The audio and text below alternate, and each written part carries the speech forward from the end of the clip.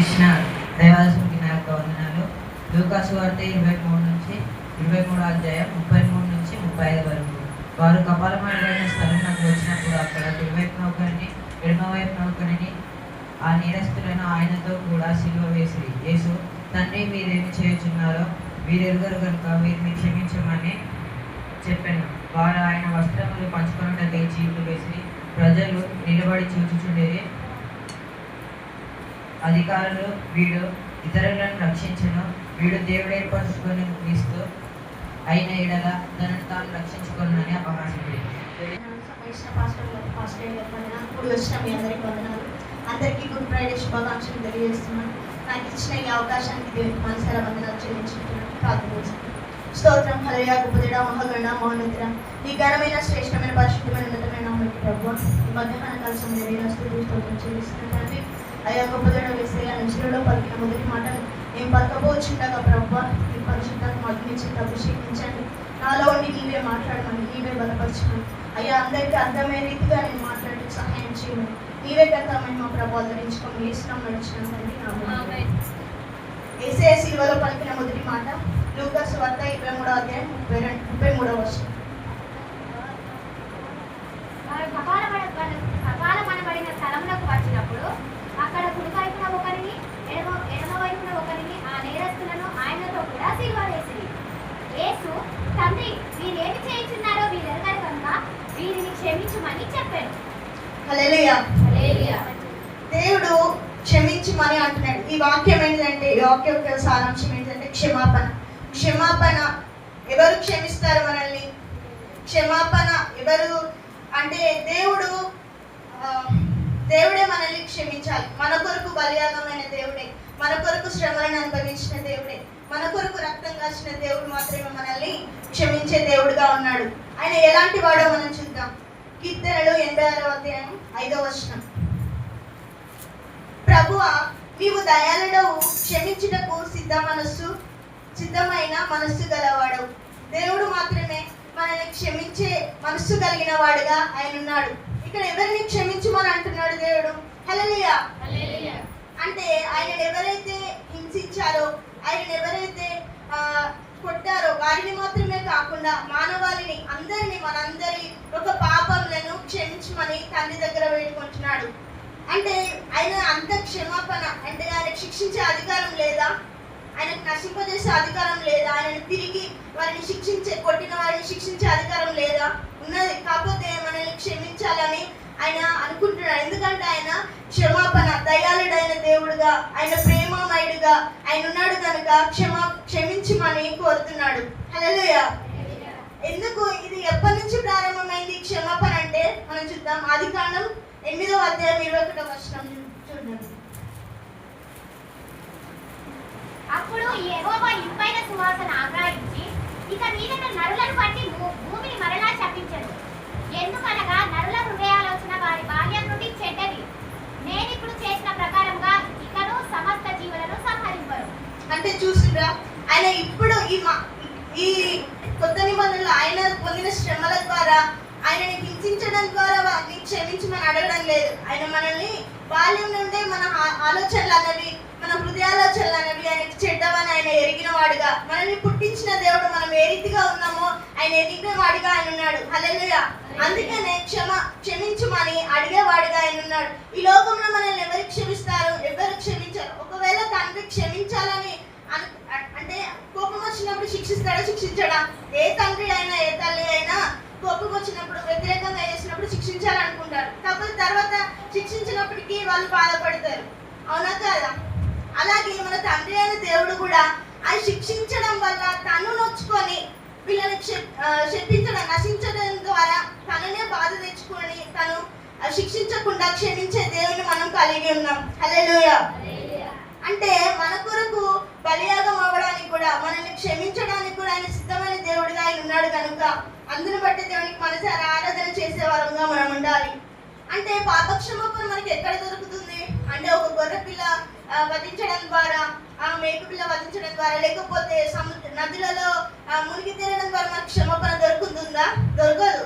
ఎందుకంటే కేవలం మనల్ని క్షమించే, మన కొరకు రక్తం కాచిన ఆయన దగ్గర మాత్రమే ఆయన దగ్గర వేడుకున్నప్పుడు మాత్రమే, పాపాలను మనం ఒప్పుకున్నప్పుడు మాత్రమే మనకు క్షమాపణ అనేది కలుగుతుంది. హల్లెలూయా. అలాంటి గొప్ప దేవుణ్ణి, మనల్ని క్షమించే దేవుణ్ణి మనం కలిగి ఉన్నాం కనుక మనం మనసారా ఆరాధన చేసే వారంగా ఉండాలి. ఇంకా ఫర్ ఎగ్జాంపుల్ మనం చూస్తాం మత్తయి సువార్త 18వ అధ్యాయంలో 18వ అధ్యాయం 23వ వచనం నుంచి 35వ వచనం వరకు మనం చూసినట్లయితే, మనం క్షమింపబడిన మనము, ఆయన ద్వారా క్షమాపణ పొందుతున్న మనం ఏ విధంగా ఉండాలో చూద్దాం. ఈ శిలువ బలియాగం ద్వారా, ఈ మాట ద్వారా మనం నేర్చుకోవాల్సిన మాటలు ఏంటంటే, ఒక యజమానుడు ఒక దాసుని మనం చూస్తాం. ఈ స్టోరీ మీ అందరికీ తెలిసే ఉంటుంది. 10,000 తలాంతులు కలిగిన అప్పు గల ఒక వ్యక్తిని, ఒక దాసుని మనం చూస్తాం. ఆ దాసుని ఏం చేస్తాడంటే, తనకి ఇవ్వలేని పరిస్థితుల్లో తను ఉంటాడు. క్షమించమని తన యజమాని కోరుకుంటాడు. ఆ యజమాని కనికరపడి తనని క్షమిస్తాడు. కానీ ఆయన ఏం చేస్తాడంటే, తనకంటే తక్కువ అప్పు ఉన్న వాడిని మాత్రం తన తోడి దాసుని కూడా క్షమించడానికి ఆయన ఇష్టపడాడు. అంటే దేవుడు చూసిన మనం కూడా ఏ విధంగా ఉండాలంటే, ఒక్క నిమిషం, మత్తయి సువార్త 5వ అధ్యాయం 12వ వచనంలో చూసినట్లయితే, దేవుడు మన రుణాలను ఏ విధంగా క్షమిస్తున్నాడో మనం కూడా ఇతరుల రుణాలను క్షమించే వారంగా మనం ఉండాలి. ఈ లేఖనం ద్వారా మనం తెలుసుకోవాల్సింది ఏంటంటే, అంటే తనకు ఎక్కువ ఉన్న ఆయన అతన్ని ఆ యజమానుడు క్షమించాడు. అంటే మనం కూడా దేవుని దగ్గర ఏ విధంగా మన పాపాలు, ఎంతటి ఘోరమైన పాపినాన్ని క్షమించడానికి సిద్ధమైన దేవుడిని మనం కలిగి ఉన్నాం. మనం కూడా మన తోటి వారిని క్షమించే వారంగా మనం ఉండాలి. ఇంకో వ్యక్తిని మనం చూద్దాం. యోసేపు కూడా, అతడు దాసుడిగా ఐగుప్తుకి అమ్మబడతాడు. కానీ కరువు కాలంలో ఆయన తిరిగి, వాళ్ళ అన్నలు ఏం చేస్తారు, కరువు సమయంలో తిరిగి అతని దగ్గరికి వెళ్తారు ధాన్యం కొనుగోలు చేయడానికి. కానీ యోసేపు శిక్షించాడు, వాటిని హక్కునే నేర్చుకుంటాడు. అదే రీతిగా అతనికి అధికారం లేదా, యోసేపుకి అధికారం ఉంది. ఒక గొప్ప అధికారిగా ఆయన నియమించబడతాడు. కానీ ఆయన శిక్షించకుండా వారి సహోదరులను దగ్గర చేర్చుకుంటాడు. ఎటువంటి డబ్బులు తీసుకోకుండానే వారికి ధాన్యం ఇస్తాడు. అంటే అంత గొప్ప ప్రేమ, అంత గొప్ప ఆప్యాయత కేవలం దేవుని బిడ్డలకు మాత్రమే ఉంటుంది. సో మనం కూడా దేవుని నమ్మిన బిడ్డలంగా, ఆయన ద్వారా క్షమాపణ పొందుకున్న మనం కూడా ఇతరులను క్షమించే వారంగా, దేవుని దగ్గర క్షమాపణ కోరుకునే వారంగా ఉండాలని నేను మనస్ఫూర్తిగా కోరుకుంటున్నాను. దేవుడు ఇచ్చిన ఈ అవకాశానికి మనసారి కృతజ్ఞతలు చెల్లించుకుంటూ ఈ చిన్న సాక్ష్యాన్ని ఈ కొద్ది మాటలు ముగిస్తున్నాను.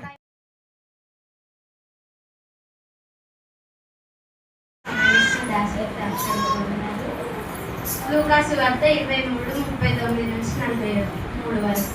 వేలాడ వేయబడిన ఆ నేరస్తులలో ఒకడు ఆయనను దూషించుచు, నీవు క్రీస్తువు కదా, నీవు రక్షించుకొనుము, మమ్మను కూడా రక్షించుమని చెప్పాను. అయితే రెండవ వాడు వానికి గద్దించి, నీవు అదే శిక్షా విధిలో ఉన్నావు గనుక దేవునికి భయపడవా? మనకైతే ఇది న్యాయమే, మనము చేసిన వాటికి తగిన ఫలము పొందుచున్నాము కానీ ఈయన ఏ తప్పిదము చేయలేదని చెప్పి ఆయనను చూచి, యేసు, నీవు నీ రాజ్యంలోనికి వచ్చినప్పుడు నన్ను జ్ఞాపకము చేసుకొను అనెను. అందుకు ఆయన వానితో, నేడు నీవు నాతో కూడా పరదేశంలో ఉండు అని నిశ్చయముగా నీతో చెప్పుచున్నానెను. దేవుడి మాటను దీవించి ఆశీర్వదించండి.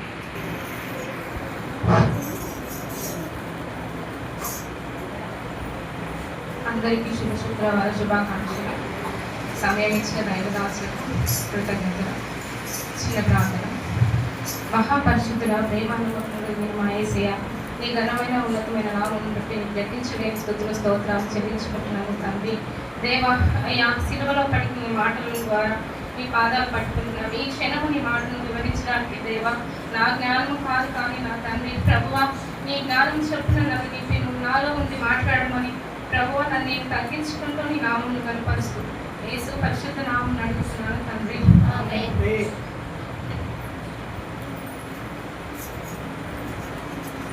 సిలువలో పలికిన రెండవ మాట లూకాసు వార్త 23వ అధ్యాయము 43వ వచనము. అందుకు ఆయన వానితో, నేను నీవు నాతో కూడా పరదేశంలో ఉండువని నిశ్చయముగా నీతో చెప్పుచున్నానెను. ఈ మాట దేవుడు పలకడానికి తనను ఎంతగానో భయంకరమైన పరిస్థితుల నుంచి ఆయన ఎంత శిక్షించిందో ఆయన సిలువ వేయడానికి ఆయనను న్యాయాధిపతుల దగ్గర నుంచి వాళ్ళు న్యాయం తీర్చమని, ఆయన ఒక దొంగ అని రాజ్యానికి విరుద్ధంగా చేస్తున్నాడని చెప్పి ఆయనను శిక్షించడానికి అందరూ కూడగట్టుకొని ఆయనకు వేసిన శిక్షలో ఆయన ఎంతగానో ఈడ్చుకుంటూ వెళ్ళి ఆయన పైన సిలువను మోపి తలకు ముళ్ళ కిరీటాన్ని కొరడా దెబ్బలతో కొట్టి ఆ రీతిగా ఆయనను భయంకరంగా బాధ పెట్టి ఆయనను సిలువ వరకు మోసుకు వెళ్ళే సమయంలో తన భారాన్ని, తన శక్తిని, తన బలాన్ని అంతా కూడగట్టుకొని ప్రభు సిలువలో పలికిన మాటలు ఇవి. ఇందులో రెండవ మాట దేవుడు పలుకుతున్న మాట,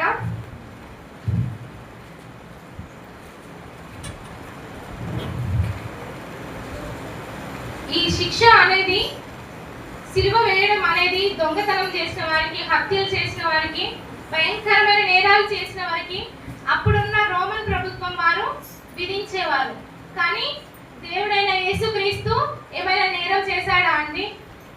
ఎవరినైనా ఇబ్బంది పెట్టాడా? ఎవరి ఆస్తులను గుంజుకున్నాడా? ఎవరిపైన అన్యాయమైన తీర్పులు ఇచ్చిందా? దేవుడు కేవలము స్వస్థపరిచిండు, మంచి మాటలో నడిపించిండు, మంచి మార్గంలో నడిపించిండు, మంచి చెడులు తెలియజేసిండు. అటువంటి దేవుణ్ణి పట్టుకొని అన్యాయంగా ఆయనను నిందించి సిలువ వరకు ఆయనని తీసుకొచ్చారు. ఒకసారి 33వ వచనం చదువురా. లూకాసు వార్త 23వ అధ్యాయం 33వ వచనం. వచ్చినప్పుడు అక్కడ కుడి వైపున ఒకరిని, ఎడమ వైపున ఒకరిని, ఆ నేరస్తులను ఆయనతో కూడా సిలువ వేసిరి. దేవునికి స్తోత్రం. దేవుని సిలువ వేయడానికి దేవుడు ఒక్కరినే సిలువ వేయలేదు. ఆయనతో పాటు ఇద్దరు నేరస్తులను ఎడమ వైపు ఒకరిని, కుడి వైపు ఒకరిని ఆ శిక్షలో పాత్రులుగా నియమించినట్టు మనకు కనబడుతుంది. అయితే ఎడమ వైపు ఉన్న వ్యక్తి దేవుణ్ణి ప్రశ్నిస్తాడు అన్నమాట. అంటే ఆయనకు ఒప్పుకునే మనస్తత్వం లేదు, తగ్గింపు స్వభావం లేదు. ఆయన ఒకటే మాట అంటున్నాడు.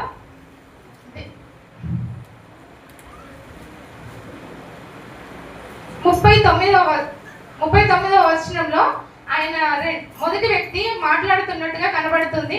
ఆయన ఏమంటున్నాడు? నువ్వు దేవుడవు కదా, ఎంతో మందిని స్వస్థపరిచావు కదా, ఎన్నో బలహీనతల నుంచి విడిపించావు కదా, నిన్ను నువ్వు విడిపించుకొని మమ్మల్ని కూడా విడిపించవచ్చు కదా అని దేవుణ్ణి ప్రశ్నించేవాడిగా మనకు కనబడుతున్నాడు. అదే రీతిగా మనం కూడా కొన్ని సమయాలలో, కొన్ని సందర్భాలలో దేవుణ్ణి అడుగుతాం కదా. తండ్రి, మనం అడగడం కాదు, క్వశ్చన్ చేస్తాం. దేవుణ్ణి బాధ పెట్టే వారంగా మనము కూడా ఎంతో కొంత పాత్రలుగానే ఉంటున్నాము. దేవుణ్ణి ఆయన అడిగిన విధానం ఏ రీతిగా, ఒక తండ్రి తప్పు చేసి, తండ్రి దేవాన్ని తప్పు చేశాను, నన్ను క్షమించు అనే మనస్తత్వం ఆయనకు లేకుండా ఆయన ఏమని అడుగుతున్నాడు? క్వశ్చన్ చేస్తున్నాడు. నిన్ను నువ్వు రక్షించుకొని నన్ను కూడా మమ్మల్ని కూడా రక్షించవచ్చు కదా అన్న క్వశ్చన్ దేవుని చేస్తున్నాడు. దీన్ని బట్టి మనము దేవుని ఎంతగా గాయపరుస్తున్నామో మనం తెలుసుకోవాల్సిందిగా తెలియజేస్తున్నాను. అంతేకాకుండా ఆయన ఆ మాటలు పలికినప్పుడు రెండవ వ్యక్తి ఏమంటున్నాడు?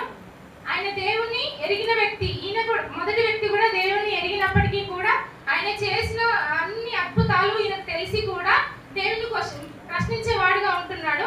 కానీ రెండవ వ్యక్తి, ఆయన కూడా దొంగనే, ఆయన కూడా అన్ని పాపాలు చేసిన వాడే, కానీ దేవుణ్ణి విశ్వసించిండు. ఆయన మాటలు వినుట వలన విశ్వాసం కలుగుతుంది అన్నట్టు మనకు కూడా వినుట వలన రెగ్యులర్ గా చర్చికి వెళ్ళి వచ్చి కూర్చొని వెళ్ళడం కాకుండా అది మనసులో ధ్యానించుకొని మనం మనస్ఫూర్తిగా అంగీకరించి విన్నప్పుడు మనము విశ్వాసం అనేది మనలో బలపడుతుంది. అదే రీతిగా ఈ రెండో వ్యక్తి విషయంలో మనం చూస్తున్నాము. ఆ వ్యక్తి కూడా తనను ఆ దేవుడు చేసిన అద్భుత కార్యాలు, ఆశ్చర్య కార్యాలు, ఆయన గురించి తెలుసుకున్న విధానం అంతటిని బట్టి ఆయన మొదటి వ్యక్తిని గద్దిస్తూ, ఇది మనకైతే న్యాయమే, ఎందుకంటే మనం దొంగలము, నీచులము, మనం చేయలేని తప్పు అంటూ ఏమి లేదు. కానీ యేసు ప్రభు ఆయన ఏ తప్పిదం చేసిండ్రు, ఏ నేరం చేసిండ్రు? మనం కదా దొంగలం, ఇదైతే మనకు న్యాయమే, కానీ ఇది దేవునికి న్యాయం కాదు, దేవునికి కరెక్ట్ అయిన శిక్ష కాదు. కానీ అప్పుడు ఆయన అవన్నీ తన మనసులో ఆయన వ్యక్తపరుస్తూ, మొదటి దొంగ వ్యక్తితో వ్యక్తపరుస్తూ ఆయన దేవుడితో కృతజ్ఞత భావంతో, తండ్రి నీ రాజ్యంలోకి వెళ్ళినప్పుడు నన్ను కూడా జ్ఞాపకం చేసుకోమని అడుగుతాడు. ఆయన అన్ని తప్పులు చేసినా కూడా తను క్షమించి నన్ను నీ రాజ్యంలోకి నన్ను జ్ఞాపకం చేసుకొని దేవా అని అడిగినప్పుడు దేవుడు దేవుడు ఆయనను దూషించిందా? దేవుడు అతన్ని దూషించలేదు. దేవుడికి కావాల్సింది కూడా అదే కదా. మనం తప్పు చేసి విడిచిపెట్టి దేవుని మార్గంలో నడవడమే మనకు దేవుడికి కావాల్సింది. దేవుడు మనలో నుండి కోరుకునేది కూడా అదే. తప్పులు చేసే వారం అంటూ లేకపోము, తప్పులు చేస్తాము, కానీ ఒప్పుకొని దేవుని యందు విడిచిపెట్టి విశ్వాసంతో దేవుని మార్గంలో నడవాలని దేవుడు ఈ వాక్యం ద్వారా మనకు తెలియపరుస్తున్నాడు. మనం కూడా అదే రీతిగా దేవుని మార్గంలో దేవుని నొప్పించకుండా, దేవుని మాటలు విని అవిశ్వాసంతో ఉండకుండా విశ్వాసంతో ముందుకు నడవాలని వాక్యం ద్వారా తెలియజేస్తున్నాం. Thank you.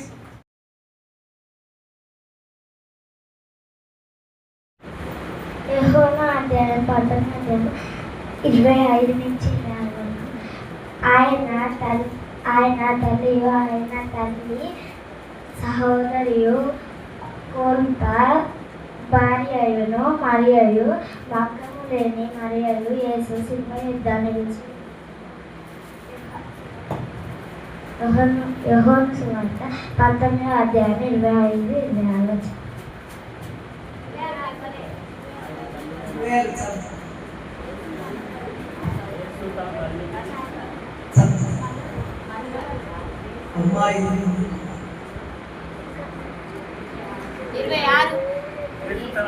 దేవునామానికి స్తోత్రాలు. సమయం ఇచ్చిన దాసుడికి దాసురాలకి నా హృదయపూర్వక వందనాలు. మీ అందరికి కూడా ప్రైజ్ ద లార్డ్. అందరికీ హ్యాపీ గుడ్ ఫ్రైడే. ప్రార్థన. స్తోత్రం మహాపరిశుద్ధుడ ప్రేమల మా యేసయ్య నీ పరిశుద్ధ నామానికి లెక్కించలేని స్తోత్రాలు స్తుతులు చెల్లిస్తున్నా ప్రభా. అద్వితీయుడ నిత్యుడ సత్యుడ జీవాధిపతి జీవగలిగిన మా దైవమ నీకే వందనం చెల్లిస్తున్నా ప్రభా. సిల్వలో పలికిన 3వ మాట ప్రభా మీరు పలికి ఉన్నారు, దాన్ని నేను వివరిస్తుండగా ప్రభా మీరే సహాయం చేయండి ప్రభా. భయాన్ని వణుకును తొలగించి మీరే నాలో ఉండి మాట్లాడవలసిందిగా నీకే వందనాలు స్తోత్రాలు స్తుతులు చెల్లిస్తే ప్రార్థన నీవే పరలోకం చేర్చుకోమని మా కొరకు త్వరగా రానున్న యేసయ్య నా పేట ప్రార్థన అడిగి సమర్పించి పొందుకొని వెళ్ళుకొచ్చున్నాం తండ్రి. ఆమేన్. హల్లెలూయా. పశ్చాత్తాపము కలుగునేని దయగల చూపులతో క్షమించబడుదురు ఎవరైనా రక్త ప్రోక్షణతో. పశ్చాత్తాపము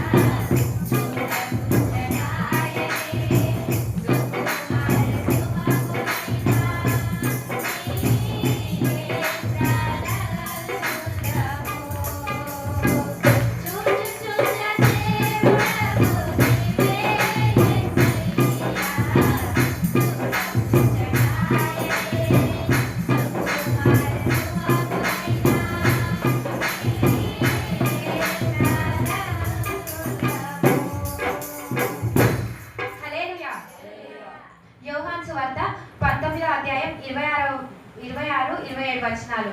ఈ వాక్యము ఏమని సెలవిస్తా ఉన్నదంటే యేసుక్రీస్తు తన తల్లి ఇద్దరికి మధ్య అంటే యేసుక్రీస్తు తన తల్లి ఎడల బాధ్యత ఆప్యాయతను తెలియజేస్తున్నది. 19వ అధ్యాయం 26వ వచనం. యేసు తన తల్లియు తాను ప్రేమించిన శిష్యుడును దగ్గర నిల్చుండుట చూచి అమ్మా ఇదిగో నీ కుమారుడు అని తన తల్లితో చెప్పాను.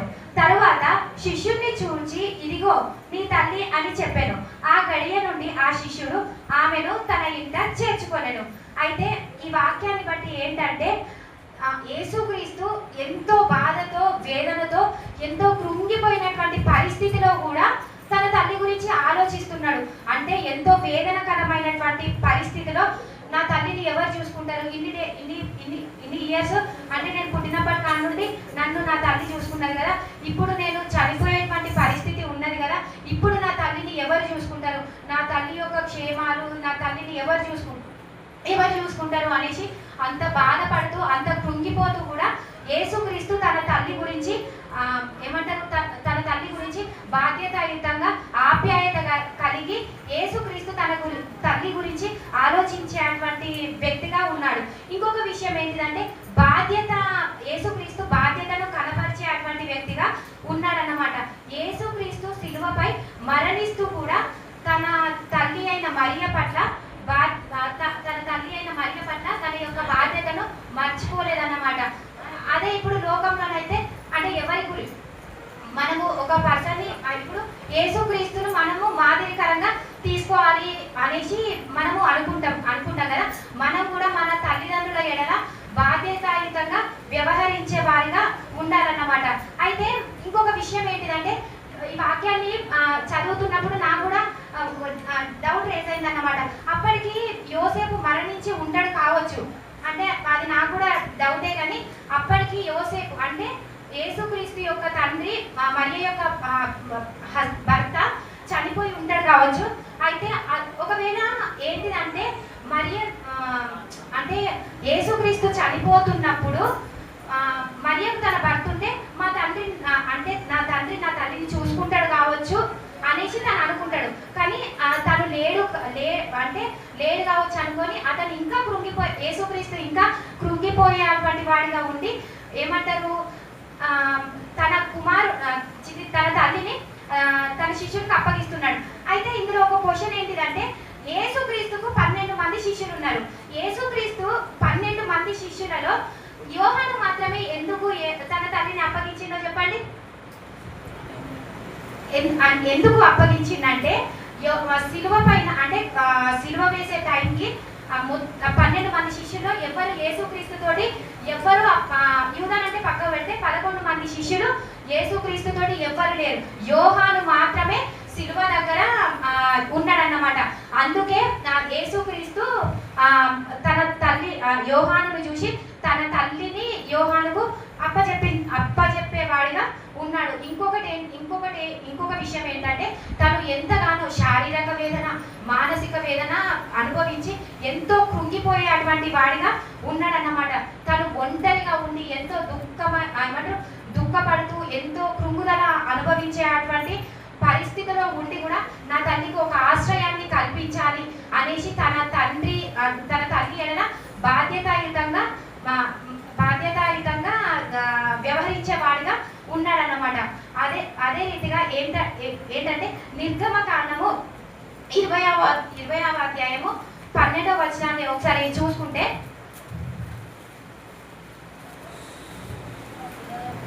నీ దేవుడైన యెహోవా నీకు అనుగ్రహించు దేశంలో నీవు దీర్ఘాయుష్మంతుడు వగినట్లు నీ తండ్రిని నీ తల్లిని సన్మానింపుము. అయితే ఏంటంటే మనము ఆయుష్ అంటే దీర్ఘాయుష్మంతులము అయ్యే విధంగా మనం ఎలా ఉండాలంటే మన తల్లిని మన తండ్రిని సన్మానించే వారిగా ఉండాలి. ఇది మన ధర్మశాస్త్ర ఆజ్ఞలలో మొదటి ఆజ్ఞ అన్నమాట. ఏమంటారు, మనము ఆజ్ఞను నెరవేరిస్తే ఆటోమేటిక్గా మనం దీవెనను పొందుకునే వారిగా ఉంటామన్నమాట. అదే విధంగా ఎఫెసీయులకు రాసినటువంటి పత్రిక 6వ అధ్యాయం 13వ వచనము అందులో ఉంటుందన్నమాట.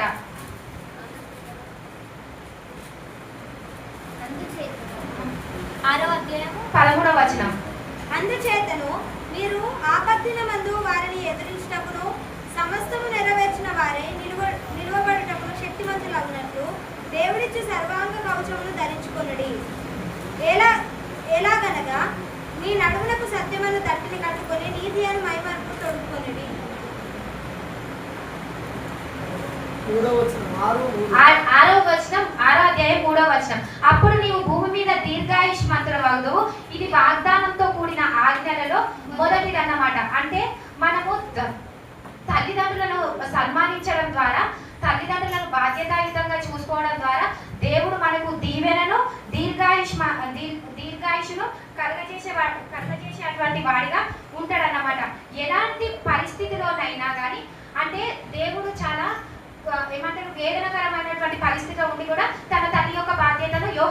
అప్పగించిండు. అలాగే మనం కూడా ఎలాంటి పరిస్థితిలోనైనా మనకు అప్పగించినటువంటి బాధ్యతను మనము నమ్మకంగా నెరవేర్చే వారిగా ఉండాలన్నమాట.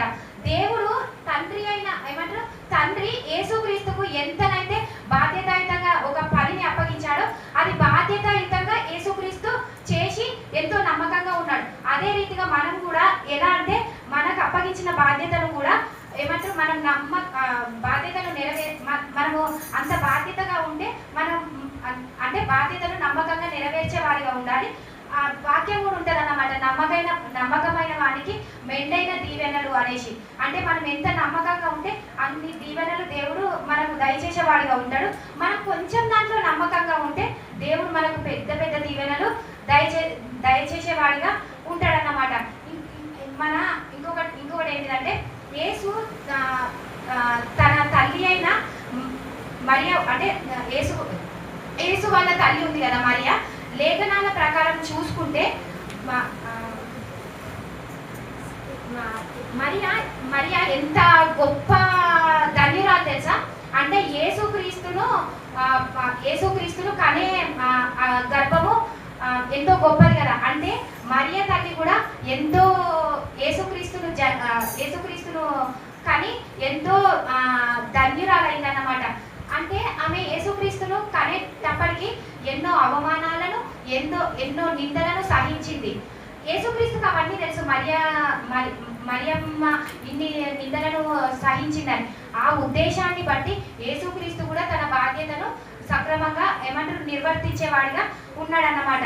ఇంకొకటి లూకాసు వార్త 2వ అధ్యాయం 34-35 వచనాలు. సుమయోను వారిని దీవించి, ఇదిగో అనేక హృదయాలోచనలు బయలుపడినట్లు ఇశ్రాయేలీలలో అనేకులు పడుటకును తిరిగి లేచుటకును వివాదాస్పదమైన గుర్తుగా ఈయన నియమింపబడి ఉన్నాడు. మరియు నీ హృదయంలోనికి ఒక ఖడ్గము దూసుకొని పోవునని ఆయన తల్లి అయిన మరియతో చెప్పెను. అయితే ఏంటిదంటే యేసుక్రీస్తు సిలువ వేసే టైంకి మరియ తల్లికి ఇవన్నీ గుర్తుకొస్తా ఉన్నాయన్నమాట. అంటే ప్రవక్తల ద్వారా ఈ వచనాలు అనేటివి నెరవేర్చబడ్డాయి కదా. సుమయోను ప్రవక్త ఏమనన్నాడు, మరియు నీ హృదయంలోనికి ఒక ఖడ్గం దూసుకొని పోనని ఆయన తల్లి అయిన మరియతో చెప్పాను. అయితే తన తల్లితోటి చెప్పిందన్నమాట. అప్పుడు సిలువ వేసే టైంకి యేసుక్రీస్తును చూసినప్పుడు మరియ తల్లికి ఎంతో వేదనకరమైనటువంటి పరిస్థితి, దుఃఖకరమైనటువంటి పరిస్థితి. అప్పుడు ఆమెకు ఆశ్చర్యం కలిగిందన్నమాట. ఆ ప్రవక్త ఆ రోజున నాకు ఈ మాట చెప్పిండు కదా అనేసి. అంటే నా కుమారుని నా కుమారుని హృదయంలోకి ఖడ్గం దూసుకొని పోయింది కదా అనేసి ఆ వాక్యము తనకు అప్పుడు గుర్తుకొచ్చిందన్నమాట. అదే రీతిగా మనము లూకాసు వార్త 2వ అధ్యాయం 41-51 వచనాలు, యోహాను వార్త 2-4-5 వచనాలు చూసుకున్నప్పుడు ఈ వచనాలన్నీ చూసుకున్నప్పుడు సుమయోను పలికినటువంటి మాట మరియ తల్లికి గుర్తు వచ్చి ఆమె ఇంకా దుఃఖకరమైనటువంటి పరిస్థితి. నేను ఇంత కొడుకును అంటే యేసుక్రీస్తును కానీ నా కళ్ళ ముందే చనిపోయేటువంటి పరిస్థితి అని ఇంకా వేదనకరమైనటువంటి పరిస్థితి మరియ తల్లికి. అదే రీతిగా యేసుక్రీస్తు కూడా ఎంతో చాలా వేదనకరమైనటువంటి పరిస్థితి ఉన్నదన్నమాట.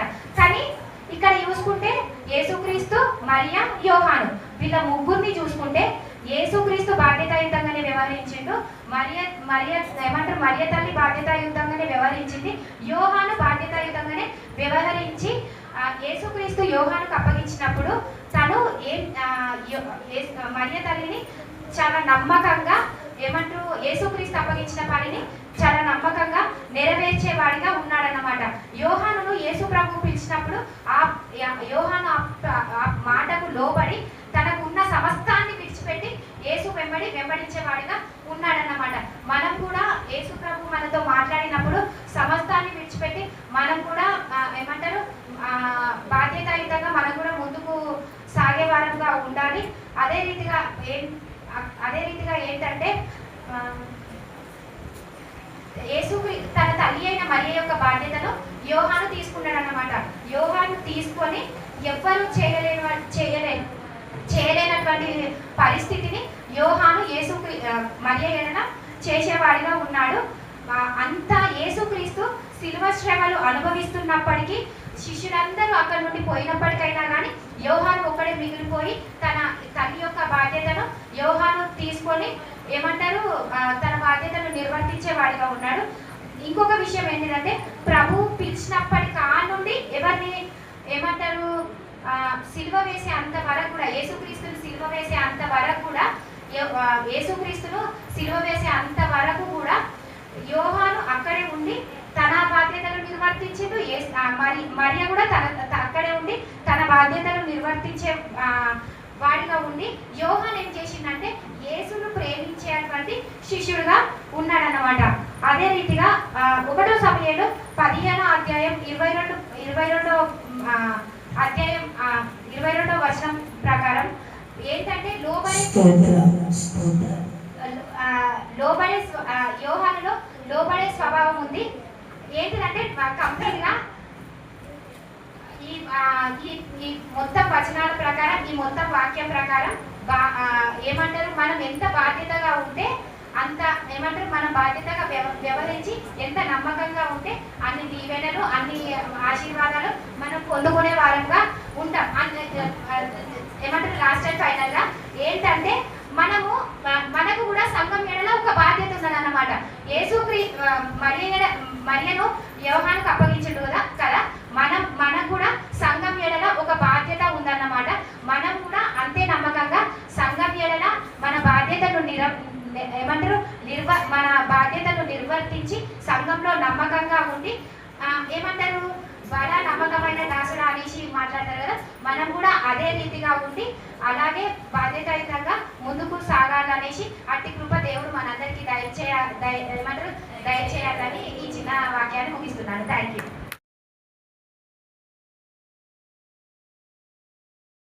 మధ్యాహ్నం మొదలుకొని 3 గంటల వరకు ఆ దేశమంతటా చీకటి గమ్మెను.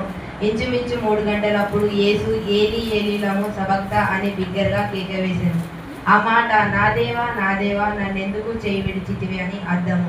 అక్కడ నిలిచి ఉన్న వారిలో కొందరు ఆ మాట విని ఇతడు ఏలీయను పిలిచిచున్నాడనేది. ఈ లేఖనాన్ని దీవించాల్సిన దాసునికి నా వందనాలు. కొడు వచ్చిన మీ అందరికీ వందనాలు. ముందుగా మీ అందరికీ గుడ్ ఫ్రైడే. మత్తయి సువార్త 27వ అధ్యాయం 45 నుండి 47 వచనం వరకు. మధ్యాహ్నం మొదలుకొని 3 గంటల వరకు ఆ దేశం అంతటా చీకటి కమ్మెను. ఇంచుమించు 3 గంటలప్పుడు యేసు ఏలీ ఏలీ లామా సబక్తాని అని బిగ్గరగా కేక వేశాడు. ఆ మాటకు నా దేవా నన్నెందుకు చేయి విడిచితివని అర్థం. చాలు. పరిశుద్ధ మహోన్నతుడ మహాగణమైన దేవా, నీ ఘనమైన శ్రేష్టమైన ఉన్నతమైన నామాన్ని బట్టి దేవా వందనాలు, నీకు స్తోత్రము చెల్లిస్తున్నాము దేవా. ఈ దినమున దేవ సమయాన్ని ఇచ్చినందుకు నీకు వందనాలు, నీకు స్తోత్రం చెల్లిస్తున్నాము దేవా. మాట్లాడేది నేను కాదు కానీ దేవా, ఈ దినమైతే నువ్వేం మాట్లాడాలనుకున్నావు దేవా, నాతో దేవా నీవే ప్రతి ఒక్కరితో మాట్లాడమని అడుగుచున్నాము దేవా. నా తలంపులు నా ఆలోచన ప్రకారం కాకుండా దేవా నీవే మాట్లాడి కార్యం జరిగించమని యేసు నామములో ప్రార్థిస్తున్నాము తండ్రి, ఆమేన్. ఏలీ ఏలీ లామా సబక్తాని బిగ్గరగా కేకలు వేసెను. ఆ మాటకు నా దేవా నన్నెందుకు చేయి విడిచితివి అని అర్థం. ఒక ఆవేదనతో యేసయ్య ఆ సిలువలో పలుకుతున్న మాట నా దేవా నన్నెందుకు చేయి విడిచితివని ఒక శ్రమలలో నుండి ఆవేదనతో పలుకుతున్న ఈ మాట కేకలు వేస్తున్నాడు. కొన్ని పరిస్థితుల్లో కూడా మన కుటుంబాలలో దేవుడు ఒక సమయంలో చేయి విడిస్తాడు. అప్పుడు మనం ఏమంటాం, అయ్యో దేవుడు నీకు కనబడతలేనా, దేవుడు నాకు అన్యాయం చేసిందా, దేవుడు నన్ను చూస్తలేడా అనుకుంటాం. కానీ ఈ దేవుడు చెయ్యి విడిచిపెట్టకపోతే మనకు ఇంత గొప్ప రక్షణ వచ్చేది కాదు, మనం ఇప్పుడు ఈ మందిరంలో ఉండేది కాదు, ఈ సన్నిధిలో కూర్చొని దేవుని ఆరాధించే వాళ్ళం కాదు. అట్లాగే మరో పరిస్థితిలో కూడా ఏ పరిస్థితిలోనైనా దేవుడు ఒక మేలు చేయడానికే మనకు ఆ కీడును సంభవిస్తాడు. యేసయ్య సిలువలో పలికిన మాట నా దేవా నన్నెందుకు చెయ్యి విడిచితివి అని కేకలు వేసినప్పుడు మనకి గొప్ప రక్షణ అనుగ్రహించడానికే తండ్రి దేవుడు తన చెయ్యిని విడిచిండు. ఒక క్షణమున చెయ్యి విడిచిపెట్టకపోతే ఇంత రక్షణ మనకు రాకపోయేది. మన పాపం నుండి విడిపించబడక ఉండుము. పాపం నుండి మనల్ని విడిపించడానికి దేవుడిలో ఆ క్షణమున యేసయ్య చెయ్యి విడిచిండు. ఒకవేళ దేవుడే చెయ్యి విడిచిపెట్టకుంటే పాపం నుండి మనము విడుదల పొందలేము, విమోచన పొందలేము. హెబ్రీ పత్రిక 9వ అధ్యాయం 22వ వచనం.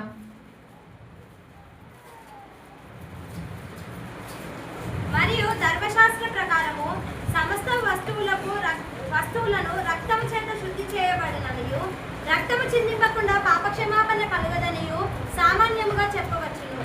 చాలు. రక్తము చిందించకుండా పాప క్షమాపణ కలగదు. ఆ దినమున దేవుడు రక్తం చిందించకుంటే మనకు పాప క్షమాపణ లేదు. ఆ దినమున తండ్రి దేవుడు చెయ్యి విడిచిపెట్టలేదు అనుకో, అప్పుడు ఆ రక్తం కూడా చిందించపోవు, మనకు ఆ పాపం నుండి క్షమాపణ కలగపోవు. యేసు రక్తం ద్వారానే మనకు క్షమాపణ కలుగుతుంది. రోమపత్రిక 5వ అధ్యాయం 8వ వచనం కదా. మనం ఇంకా పాపులమై ఉండగా క్రీస్తే మన కొరకు చనిపోయాను. మనం ఇంకా పాపంలోనే ఉండగానే, ఆ పాపము ఎక్కడి నుంచి మొదలైంది? ఆదాము నుంచి, అవ్వ నుంచి మొదలైంది. అప్పటి నుంచి ఆ పాపం మనలను వెంటాడుతూ ఉన్నది. ఆ పాపం మనం ఇంకా పాపులుగా ఉన్నప్పుడే దేవుడు మన కొరకై చనిపోయిండు. హల్లెలూయా. మనం పాపం నుండి విడిపించడానికి, మనం రక్షణ పొందడానికి దేవుడు సిలువలో మరణించిండు. ఆ తండ్రి దేవుడు తన చెయ్యిని పిలిచిండు. దావీదు కూడా అంటాడు, నేను తల్లి గర్భంలో ఉన్న పాపంతోనే నా తల్లి గర్భము ధరించినది, పాపంలోనే పుట్టినవాడను, పాపంలోనే పెరిగినవాడను అంటాడు. ఆ పాపము మనం క్షమించబడాలంటే యేసు రక్తము చిందించబడాలి. యేసు రక్తం చిందించకుండా పాప క్షమాపణ కలగదు. రెండవది, మన శత్రుత్వం పోగొట్టడానికి తండ్రి దేవుడు కుమారుని చెయ్యి విడిచాడు. రోమపత్రిక 5వ అధ్యాయం 10వ వచనం. శత్రువులమై ఉండగా ఆయన కుమారుని మరణం ద్వారా మనం దేవునితో సమాధానపరచబడిన ఎడల సమాధానపరచబడిన వారమై ఆయన జీవించిన చేత మరి నిశ్చయంగా రక్షించాడు. చాలు. సమాధానపరచడానికే దేవుడు ఆ దినమున తండ్రి దేవుడు అతని చెయ్యిని విడిచాడు. యేసుక్రీస్తు చెయ్యిని విడిచినాడు. మనం సమాధాన పరచలేని స్థితిలో ఆ దినము ఆదాము అవ్వ ఆ పండు తినొద్దు అన్న పండు తినప్పుడు ఆ సమాధానాన్ని కోల్పోయాడు, ఆయనతో సావాసాన్ని కోల్పోయాడు, ఆయనకు దూరంగా ఉన్నాడు. ఎప్పుడైతే దేవుడు ఆ శత్రుత్వను పోగొట్టడానికి తండ్రి దేవుడు యేసయ్య చెయ్యిని విడిచాడు. మూడవది, ఆ ఉగ్రత నుండి రక్షించడానికి రోమపత్రిక 5వ అధ్యాయం 9వ వచనం. చాలు. నిశ్చయముగా ఆయన ద్వారా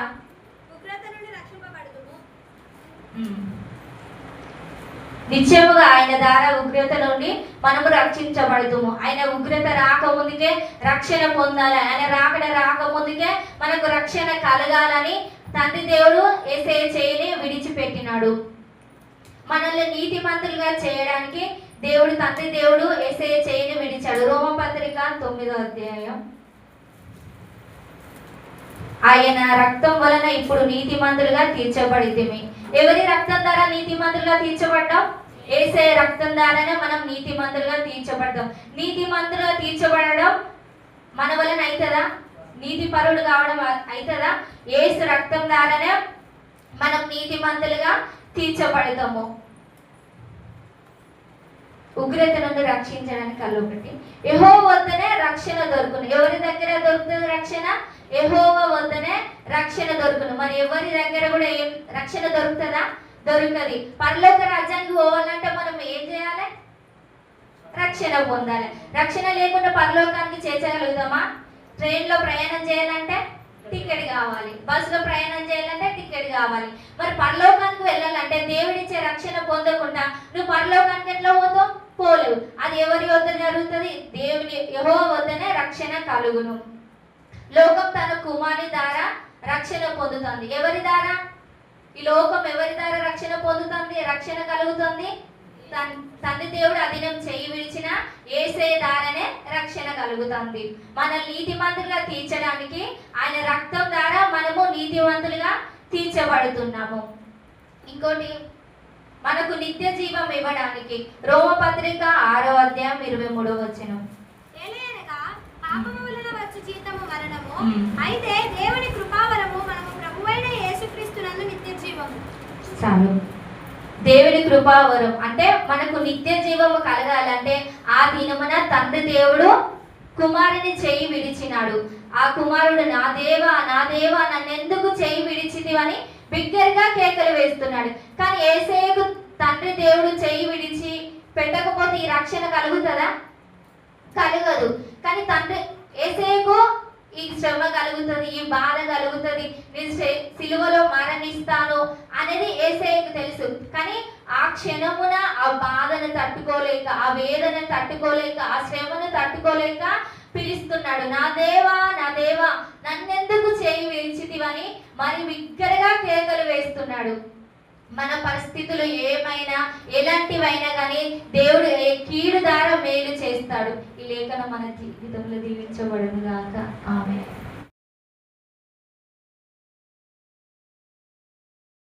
అటు తరువాత సమస్తము అప్పటికి సమాప్తమైనదని యేసు ఎరిగి లేఖనములో నెరవేర్చినట్లు నేను తప్పికొనుచున్నానని దేవుడిచ్చిన లేఖనాన్ని దీవించి ఆశీర్వదిస్తున్నాను. చిన్న ప్రార్థన చేస్తున్నాం. మహాపరిశుద్ధుడా, గొప్ప దేవానికి వందనాలు ప్రభువా, నీకు స్తోత్రము తండ్రి. అయ్యా, ఈ గొప్ప తరుణం ప్రభువా నాకు ఇచ్చినందుకు బట్టి నీకు వందనాలు ప్రభువా, నీకు స్తోత్రం తండ్రి. అయ్యా, ఈ 7 మాటలు చెప్తున్న ప్రతి ఒక్క బిడ్డకు ఈ ధన్యత ఇచ్చినందుకు నీకు వందనాలు ప్రభువా, నీకు స్తోత్రం తండ్రి. అయ్యా, మమ్మల్ని అందరినీ ఈ సంఘాన్ని దీవించమని నజరేయుడైన యేసుక్రీస్తు నామములో అడిగి వేడుకొంచున్నాం తండ్రి. యోహాను సువార్త 19వ అధ్యాయము 28వ వచనం. అటు తరువాత సమస్తమును అప్పటికి సమాప్తమైనదని యేసు ఎరిగి లేఖనము నెరవేరినట్లు నేను తప్పికొనుచున్నాననెను. ఇక్కడ దేవుడు నాకు తెచ్చినంత వరకు 2 మాటలు మనకు తెలుస్తున్నాడు. ఏ విధంగా అంటే, ఫస్ట్ తప్పికొనుచున్నాను. మానవుడు నిజంగా శరీరకంగా ఈ లోకానికి వచ్చినాడు కాబట్టి కంపల్సరీ ఆయనకు దాహం వేస్తుంది. దాహం వేయని మనుషులు ఎవరు కానీ బ్రతకడం చాలా కష్టం. అయితే ఇక్కడ దేవునికి తప్పికొనుచున్నది ఏ విధంగా మనం ఒక ఎగ్జాంపుల్ చెప్పాలంటే, ఒక చిన్న పాట పడినా లేకపోయినా ఈ నుంచి వెళ్ళి బస్ స్టాండ్ దగ్గర నడిచిపోయినా కొన్ని వాటర్ అడుగుతాం మనం కంపల్సరీ. కానీ ఇక్కడ దేవుడు అట్లాంటి వాటి గురించి అడగలేదు. మనం కొద్ది క్షణాలు ఆలోచించినట్టయితే దేవుడు ఏ విధంగా దాహం అని అంటున్నారో నేను కొన్ని మాటలు వివరిస్తాను. దేవుని భయంకరమైన హింసతోటి ఆయనను హింసిస్తున్నారు. అదేవిధంగా భయంకరమైన పిడిగుద్దులు అన్నదే ఒక్కొక్క ఏమంటారు, ఈ బిగించి కొడతా ఉంటే నొప్పి భరించలేని పరిస్థితి అది.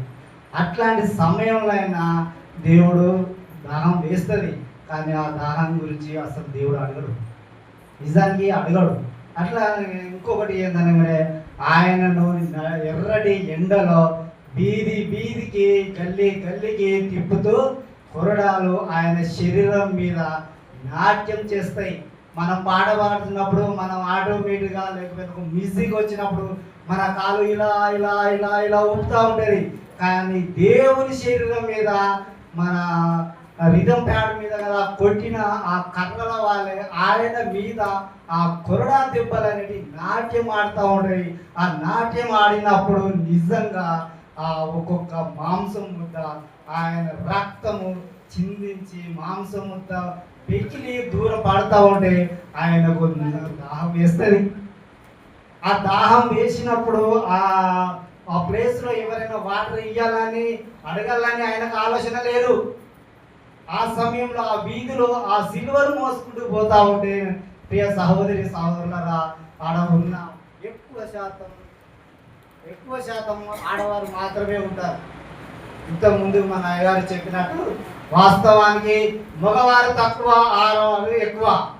ఈ ఆడవాళ్ళు ఉన్నప్పుడు ఆ యేసు ప్రభు యొక్క శిష్యులు కొంతమంది మోయలేని బాగా బరువు, మన మినిమం మనం ఒక 25 కిలోల నుంచి 50 కిలో వరకు మోస్తాం కావచ్చు, కానీ అంతకంటే ఎక్కువ బరువున్న ఆ సిలువను మోయడానికి శిష్యులలో కొంతమంది సాయం చేస్తూ ఉంటారు. ఆ సాయం చేసిన సందర్భంలో కొంతమంది ఆడవాళ్ళు వాళ్ళని అర్థం చేసుకొని వాళ్ళ బాధలను వాళ్ళలో ఉన్న ఆ ప్లేస్లో ఉన్న వాళ్ళ యొక్క హింసను వీళ్ళు అర్థం చేసుకొని కొన్ని వాటర్ ఆ శిష్యులకు ఇస్తారు. ఆ శిష్యులకు ఇచ్చినప్పుడు వీళ్ళు ఏమనుకుంటారు అంటే, అయ్యో ఏ బాధతోటి ఏ పాపంతో ఇంత హింసించబడుతున్నారో, కాబట్టి ఇటువంటి పాపంలో వీళ్ళు ఉన్నప్పుడు ఈ పాపం తొలగిపోవాలని, మన పాపాలు కూడా తొలగిపోవాలని వాళ్ళ ఆ శిష్యులకు వాటర్ ఇవ్వడం జరుగుతుంది. ఆ శిష్యులకు వాటర్ ఇచ్చే సమయంలో దేవుని కూడా వాటర్ ఇవ్వడానికి ఈ స్త్రీలు అనేవారు చాలా ప్రయత్నిస్తారు. చాలా ప్రయత్నించినప్పుడు ఏమవుతుందంటే, శిష్యులు ఆడవారు ఇచ్చినప్పుడు దేవుడికి ఇచ్చినప్పుడు ఏమవుతుందంటే, దేవుడు ఒక్క చుక్క వాటర్ కూడా ముట్టుకోడు. ఎందుకనంటే దేవుడు ఆయనలో ఉన్న శక్తి, ఆయనలో ఉన్న బలం, ఆయనలో ఉన్న ప్రతి రక్తపు బొట్టు చివరి వరకు తుదబెట్టియాలి. నా ప్రజల కొరకు, నా బాబులు, నా బిడ్డల కోసం నేను ప్రతిదీ రక్తపు బొట్టు కానించి మొదలుపెట్టి నాలో ఉన్న శక్తి వరకు నేను నా పిల్లల కోసం దారపోయాలి, సమర్పించాలి. అటువంటి సమయంలో కూడా దేవునికి దాహం వేసినా కానీ వాటర్ తాగలేదు. దేవునికి స్తోత్రములు. నేను ఒక అందరికీ తెలుసు, నేను ఒక లేడీని నేను పరిచయం చేస్తాను. మీ అందరికీ తెలుసు నాకంటే ఎక్కువ. ఇప్పుడు ఏంటంటే సమరయ స్త్రీ అందరికీ తెలుసు. ఈ సమరయ స్త్రీ వాళ్ళ పట్టణం సమరయనే. అయితే దేవుడు ఆ పట్టణం నుండి వెళుతుండగా దేవుడికి చాలా ధూప వేస్తుంది, దాహం వేస్తుంది, ఆకలి వేస్తుంది, అన్నీ వేస్తుంది. దేవుని నుండి పోయే 12 మంది శిష్యులు కూడా ఉంటారు ఆయన దగ్గర. వాళ్ళకి చెప్తూ ఉంటాడు అనుకుంటా, నేను నా ఆలోచన ప్రకారం అయితే ఆయన చెప్తూ ఉంటాడు అనుకుంటా, అయ్యా నాకు ఆకలి అవుతుంది, నాకు ధూప అవుతుంది, లేకపోయినా నేను నడవలేని పరిస్థితిలో ఉన్నాను, నేను ఇక్కడ కూర్చుంటాను, మీరు కొన్ని వాటర్ కానీ లేదా అన్నం కానీ రొట్టెలు కానీ తెమ్మని చెప్పుండవచ్చు, నాకు తెలిసిన వారికి. ఆ సమయంలో ఆ సమరయ స్త్రీకి ఆమె వ్యభిచారి, వాస్తవానికి వ్యభిచారి.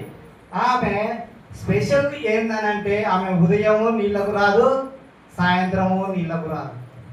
ఈ ఉదయం సాయంత్రం నీళ్ళకి ఎందుకు రాలేదంటే, ఈ ఉదయం వస్తే ఈ ఆడవాళ్ళు మామూలుగా మాట్లాడుకోరు కదా, ఈ ఒక ముచ్చట పేరు 2 ముచ్చట అన్నట్టు వీళ్ళు ఏమన్నా అంటారు కావచ్చు అనుకునే ఉద్దేశంతోటేనో, లేకపోతే సాయంత్రం వస్తే వాళ్ళు ఏమంటారు అనుకునే ఉద్దేశంతోటేనో, నా గురించి ఏం మాట్లాడుకుంటారు అనే ఉద్దేశంతోటేనో నాకు తెలియదు. కానీ ఈమె స్పెషల్గా మధ్యాహ్నం అక్కడికి ఆ బావి దగ్గరికి వచ్చింది. ఆ బావి దగ్గరికి వచ్చినప్పుడు యేసు ప్రభు అదే దారి కూడా ఏదైనా చెట్టు కింద కూర్చోవచ్చు, అసలు యేసు ప్రభు లేకపోతే ఇంకా కొంచెం దూరంలో కూర్చోవచ్చు. అక్కడికి ఎందుకు వచ్చిందంటే, లేఖనం ప్రకారం నెరవేర్చడం. దేవుడు అప్పుడు ఆమె దగ్గరికి పోయి, అమ్మా ధూప అవుతుందని అన్నప్పుడు, అయ్యో మేము సమరీయులము, మీరు యోధులు, మీరు మాతో మాట్లాడద్దు, మేము మీకు ఏమి ఇవ్వద్దన్నట్టు మాట్లాడుతున్నాము. అప్పుడు దేవుడు నిజంగా గొప్పవాడు. ఆ వ్యభిచారాన్ని క్షమించే గుణం ఉన్నదంటే మనలో ఎవరికి అట్లాంటి గుణం ఉండదు. అయినా కానీ ఆ సమరయ స్త్రీతో, అమ్మా నువ్వు కొన్ని వాటర్ పోస్తే నీ తాగే వాటరు నాకు ధూపం మళ్ళీ అవుతుంది కావచ్చు, కానీ నేను ఇచ్చే వాటర్ మాత్రం నీకు ఎన్నడికి ధూపం కాదు, దాహం వేయదు అని చెప్పినప్పుడు ఆ సమరయ స్త్రీ ఏం చేస్తుందని అంటే, నిజంగా ఆ కడువ, ఆమె తెచ్చిన కడువ ఆ బావి దగ్గర పెట్టి దేవుడు ఆమెతో మాట్లాడిన విషయం, అసలు ఆమెను ఊర్లోకి వచ్చినా ఇవతడు మాట్లాడినా ఈమె అది ఇది రాళ్ళతో కొట్టడమా, లేకపోతే ఎంటికలు పెట్టి కొట్టడమా, ఇంకా ఏదైనా చేయడమా, అట్లాంటి స్త్రీ ఆ గ్రామానికి వెళ్ళి నిజంగా ఆడ పరిచర్య చేసినప్పుడు ఆ ఒక 5-10 నిమిషాలలో ఆ ఊర్లో ఉన్న జనాభా అంతా యేసు ప్రభు దగ్గరికి వచ్చింది. హల్లెలూయా. నిజంగా యేసు ప్రభు దగ్గరికి వచ్చినప్పుడు, ఇంత జనాభా వచ్చినప్పుడు, ఈ బావిలో నుంచి వచ్చే నీరు తాగిన తర్వాత విషయానికి వస్తే, నాకు తెలిసినంత వరకు ఈ జనాభా అందరినీ చూసినప్పుడు దేవునికి దాహం, దప్పిక అన్ని తగ్గిపోయినాయి. దేవునికి స్తోత్రం. హల్లెలూయా. ఈ దేవునికి నిజంగా దప్పిక అనేది, ఈయన సృష్టించిన సృష్టిలో ఆయన నదులను సృష్టించలేదా, ఆయన నీరును సృష్టించలేదా? ఆయన ఎన్నో సముద్రాలను, భూమి మీద ఉన్న ప్రతి ఒక్క దగ్గర దేవుడు వాటర్ను సృష్టించిండు. కేవలం ఎందుకు ఈ ఒక్క చుక్క వాటర్ కోసం ఆయన తపన పడ్డాడంటే ఆయన తాగడం కోసం కాదు, మన నశించిపోతున్న ప్రతి ఒక్క ఆత్మను ఆయనలో కలుపుకోవాలి, ఆయనలో సజీవంగా ఉంచాలి, ఆయన జీవం గల వాటర్ తాగిపోయాలని దేవుడు నిజంగా తపన పడుచున్నాడు. ఇది అండి అసలు దేవుడు తప్పుకొని చిన్నాడంటే ఏదో నేను మినరల్ వాటర్ తాగుతా, నేను ఏదో ఇది టాటా వాటర్ తాగుతా, ఇది తాగుతా, అది తాగుతా కాదు. ఇక్కడ దేవుని యొక్క ఉద్దేశం ఏందనంటే నశించిపోచున్న ఆత్మను వెతికి రక్షించడమే దేవుని యొక్క ఉద్దేశం. ఈ మాట నేను ఎందుకు చెప్తున్నానంటే దేవుడు నిజంగా గొప్పవాడు కాబట్టి ఆయన సృష్టించిన వాటిని ఆయన తాగలేడు. నాకు తెలిసినంత వరకు అయితే ఆయన సృష్టించిన వాటిని ఆయన తాగలేడు. ఆయన సృష్టించిండు కాబట్టి ఎందుకు తాగుతాడు? ఆయన ధూపం అయినా ఏదైనా ఏమవుతుంది? ఏమి కాదు, కేవలం ఆయన ధూపం అంతా మన మీదే. నేను ఇంకోటి ఏమనుకుంటున్నా అంటే అక్కడ ఉన్న శిష్యులు నాకు ధూపం అవుతుంది, ఆకలి అవుతుంది అన్నప్పుడు అందరూ విడిగా చెల్లగా పోయి ఆ గ్రామం పోయి వాటర్ తెచ్చిళ్ళు. అయ్యా నేనే ముందుగా తెచ్చిన, అయ్యా ఇగో నేను ఆ భోజనం తెచ్చిన, అయ్యా మీరు ఇగో నేను బిర్యానీ తెచ్చిన అని చెప్పొచ్చు. కానీ నేను అనుకుంటున్నాను నా దేవుడు ఏమని చెప్తున్నాడు అంటే మీరు ఇన్ని రోజుల కానించి నాతో ఉంటున్నారు, నా ధూప నా ఆకలి అనేది మీకు తెలియదా అని అడిగింది. దేవునికి స్తోత్రం. దగ్గర ఉన్న శిష్యులకు తెలియకపోవచ్చు, కానీ వ్యభిచారి అయిన స్త్రీ ఆ వాటర్ ఏం వాటరు? జీవంతో కూడిన వాటర్ అది. ఆ వాటర్ కోసం నాకు ఆ వాటర్ కావాలి. ఆ వాటర్ లేకపోతే ఒకవేళ నా పరిస్థితి ఏంది?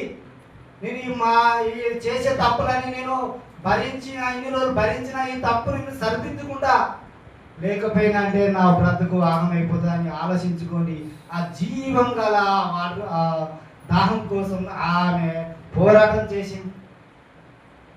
అట్టి దాహం కోసం మనలో ఎవరమైనా కష్టపడుతున్నామా?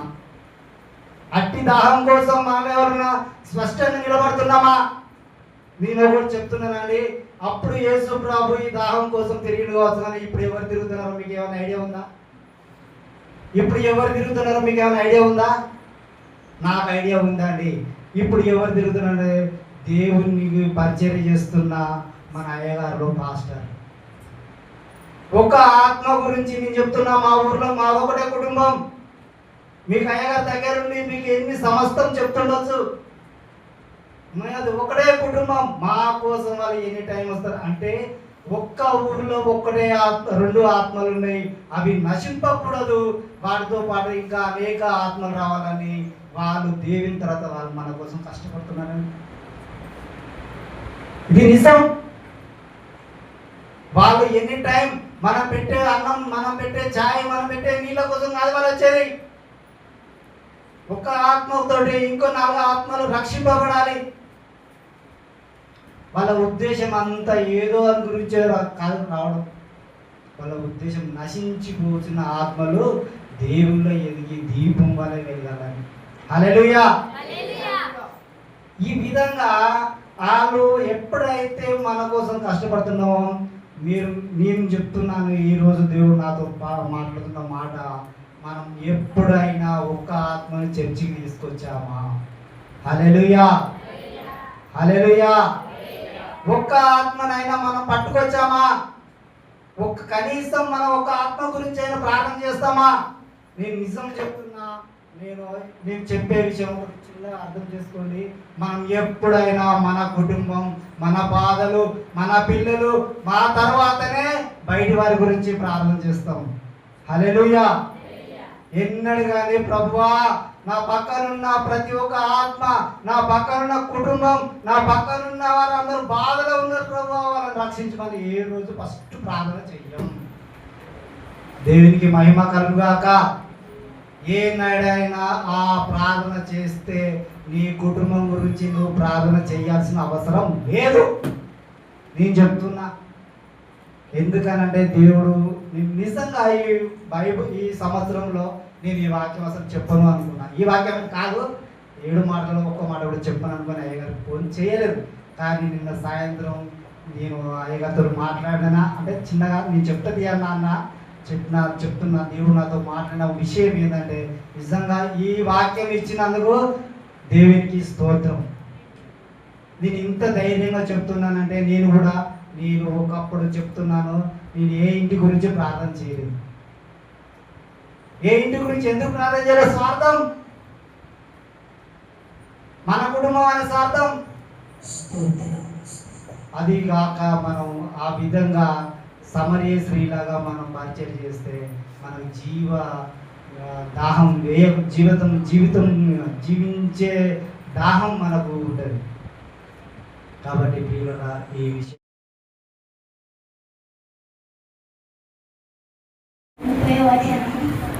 యేసు ఆశ్చర్యంగా పుచ్చుకొని సమస్తమైనదని చెప్పి తల వంచి ఆత్మను అప్పగించింది.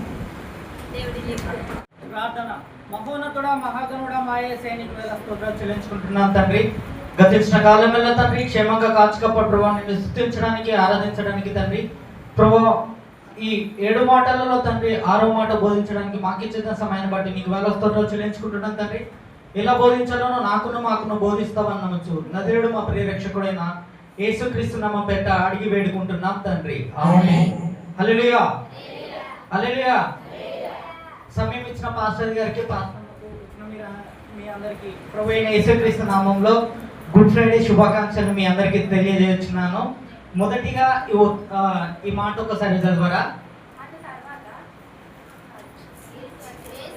యేసు ఆ చిరక పుచ్చుకొని సమాప్తమైనదని చెప్పి తల వచ్చి ఆత్మ అప్పగించను. హల్లెలూయా.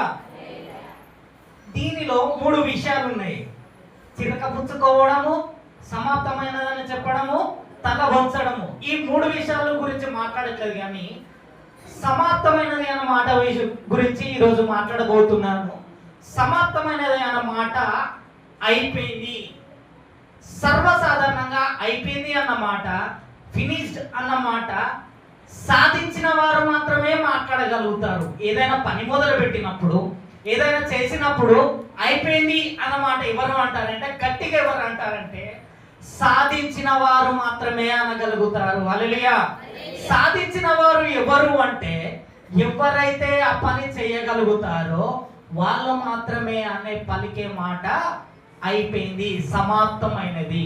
ప్రభువైన యేసుక్రీస్తుల వారు కూడా ఈ భూలోకానికి వచ్చినప్పుడు 33.5 సంవత్సరాలు ఈ భూలోకంలో సేవ చేసి ఆయన సమాప్తమైనదని చెప్పి ఈ మాట చెప్పాడు. సమాప్తమైనదని చెప్పాడు. తన పుట్టుక, తన మరణాంతరం వరకు కూడా తను ఏమైతే పని చేయాలో ప్రతి ఒక్క పని ఆయన, ఒక పనిని మనం నిర్వర్తించాలి అంటే, ఒక పనిని మనం తుదముట్టించాలి అంటే, ఫస్ట్ నుంచి మనం ఏ విధంగా అయితే ఒక షాపు నిలబడాలి అంటే, ఫస్ట్ నుంచి మనం ఏమేమైతే పెట్టామో అంతకంతకు డెవలప్ చేసుకుంటూ వెళ్ళాలి. కానీ ఏ షాపు మనం ఫస్ట్ కూరగాయలు పెడితే కూరగాయలు ఉంటేనే ఏవి డెవలప్ కావు, అంతకంతకు కట్టుకుంటూ పోతేనే డెవలప్మెంట్ అనేది జరుగుతుంది. ప్రభువైన యేసుక్రీస్తు భూలోకానికి వచ్చినప్పుడు తన జీవితాన్ని లోకానికి పరిచయం చేయడానికి, తన జీవితాన్ని అనుదినము అనుక్షణము తను లోకానికి ఏ విధంగా అయితే మాదిరి చూపించాలో అటువంటి మాదిరిని చూపించుకుంటూ వచ్చాడు. హల్లెలూయా. ఆ మాదిరిని చూపించుకుంటూ తన జీవితాన్ని సమాప్తమైనదని చెప్పాడు. హల్లెలూయా.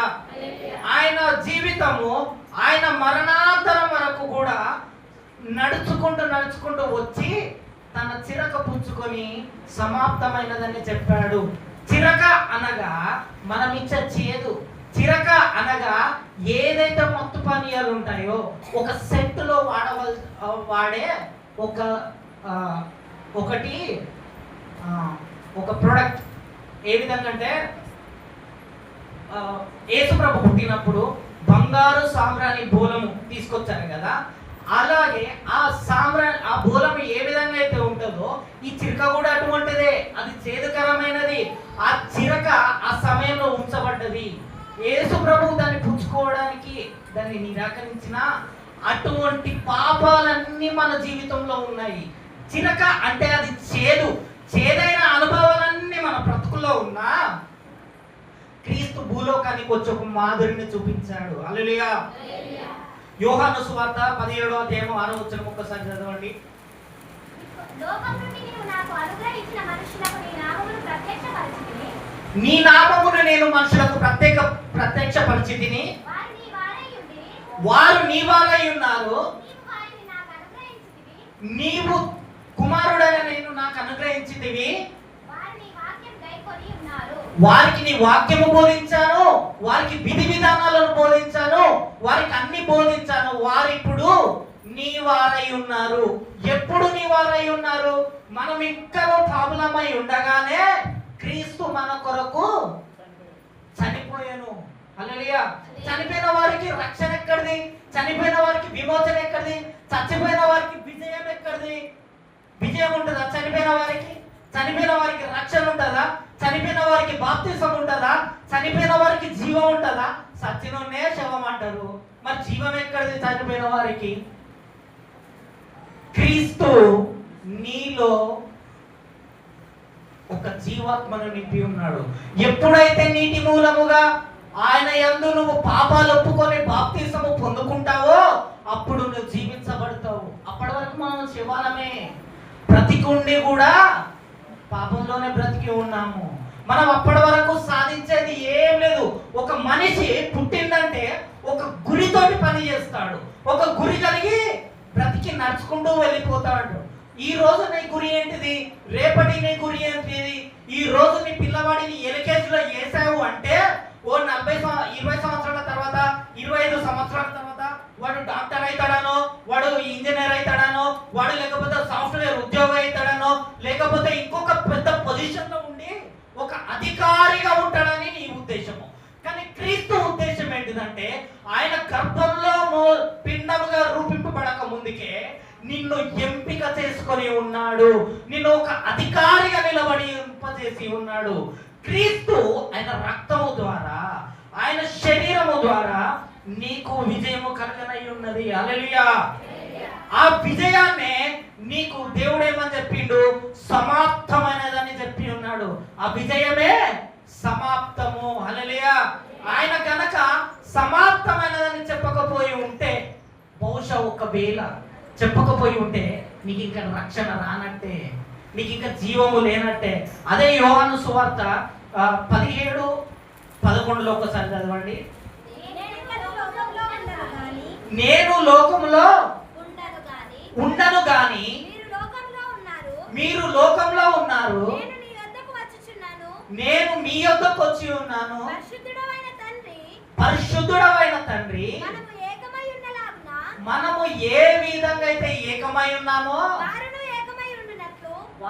ఏకమై ఉండునట్లు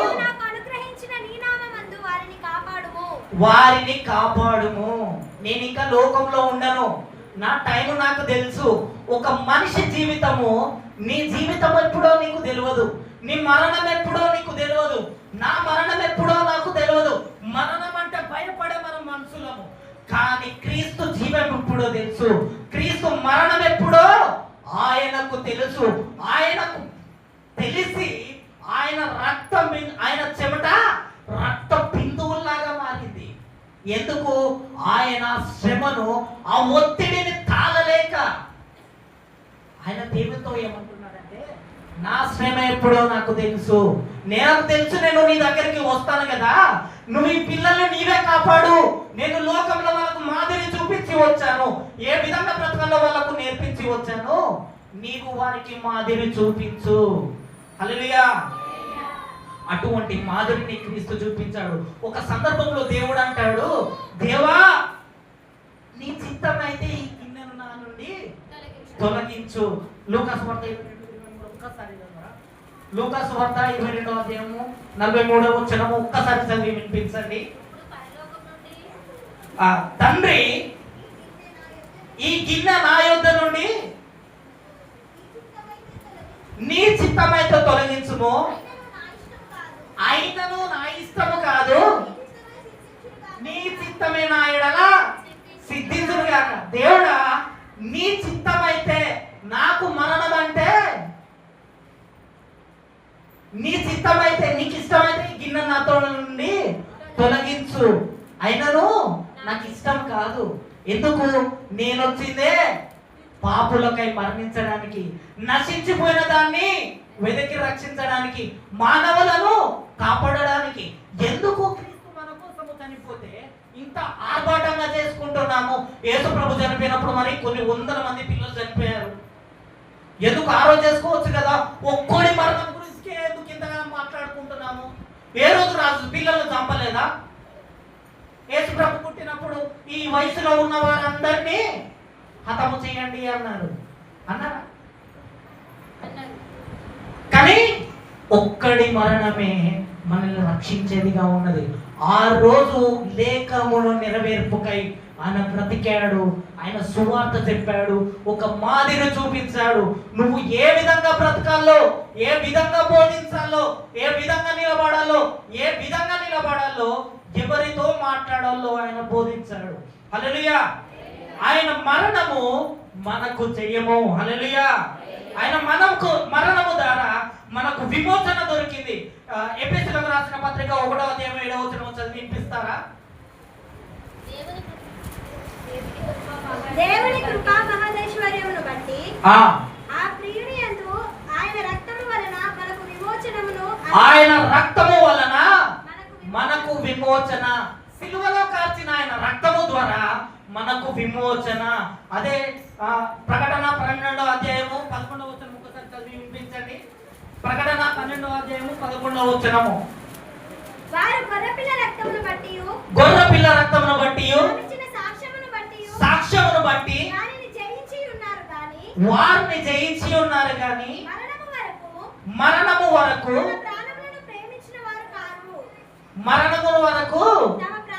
ప్రాణమును ప్రేమించిన వారు కాదు. యేసు ప్రభువు రక్తము ద్వారా, యేసు ప్రభువు ఆయన సాక్ష్యాన్ని ఏ విధంగా అయితే కాపాడుకున్నాడో, నువ్వు ఎప్పుడైతే ఆయన రక్తంలో పాలు పంపులు పొందుతావో, నీ సాక్ష్య జీవితాన్ని, నీ ఆత్మీయతను, నీ జీవితాన్ని ఎప్పుడైతే కాపాడుకుంటావో అప్పుడు నీకేం దొరుకుతుంది? విజయము దొరుకుతుంది గొర్రెపిల్లు రక్తం ద్వారా. హల్లెలూయా. అదే విధంగా ఎబ్రీయులకు రాసిన పత్రిక 13వ అధ్యాయం 20వ వచనం ఒకసారి చదవండి. 13వ అధ్యాయం 20వ వచనం.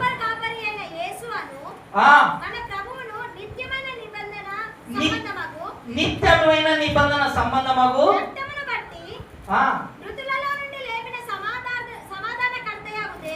సమాధానకర్తయగు దేవుడు యేసుక్రీస్తు ద్వారా మన దృష్టికి అనుకూలమైన దానిని మనలో జరిగించుచు ప్రతి మంచి విషయంలోను తన చిత్త ప్రకారము చేయుటకు మనల్ని సిద్ధపరచుకుంటూ వచ్చాడు. ప్రతి విషయంలోను.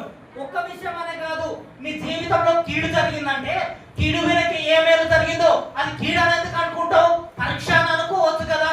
మనం పరీక్ష తీసుకోవడానికి సిద్ధంగా ఉండము. డైరెక్ట్ మనకు ఫాస్ట్ ఫుడ్డే కావాలి. ఎందుకు? ఇంట్లో అన్నం వండి ఇవంతా చేసేసరికి టైం పడుతుంది కాబట్టి 60 రూపాయలు పడేస్తే ఫాస్ట్ ఫుడ్ వస్తుంది. దేవుడు దివ్యను కూడా మనకు ఆ విధంగానే రావాలి. విజయము కావాలి అంటే నువ్వు వేచి చూడాలి. ఆయన కోసము నువ్వు కనిపెట్టి ఉండాలి. కనిపెట్టడం మన బ్రతుకులకు ఇష్టం ఉండదు కదా. కనిపెట్టి ఉండడం మన జీవితాలకు ఇష్టం ఉండదు కదా. మనకు కావాల్సింది ఏంటంటే విజయము. విజయాన్ని బట్టి హల్లెలూయా దేవుడు ఆ ఛేదన అనేది తీసుకొని ఆయన చిత్తానికి తల వచ్చి నీకు జీవం ఇచ్చాడు. కాబట్టి ఎంతమంది ఆయన చిత్తానికి తల వచ్చే వారిగా ఉంటున్నామో లేదో మన జీవితాలను పరీక్షించుకొని, మనల్ని మనం పరీక్షించుకొని ఆయన చిత్తాన్ని నెరవేర్పుకై మనము కూడా సాధించే వారముగా ఉండుమగా కానీ తెలియజేస్తూ ఈ చిన్న వాక్యం ముగిస్తున్నాను. సమయం ఇచ్చిన పాస్టర్కు వాక్యం ముగిస్తున్నాను. Thank you.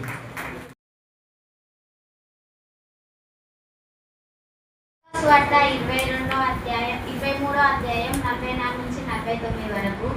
అప్పుడు రామారామి మధ్యాహ్నం ఆయను, అది మొదలుకొని 3 గంటల వరకు ఆ దేశమంతటి మీద చీకటి కమ్మెను.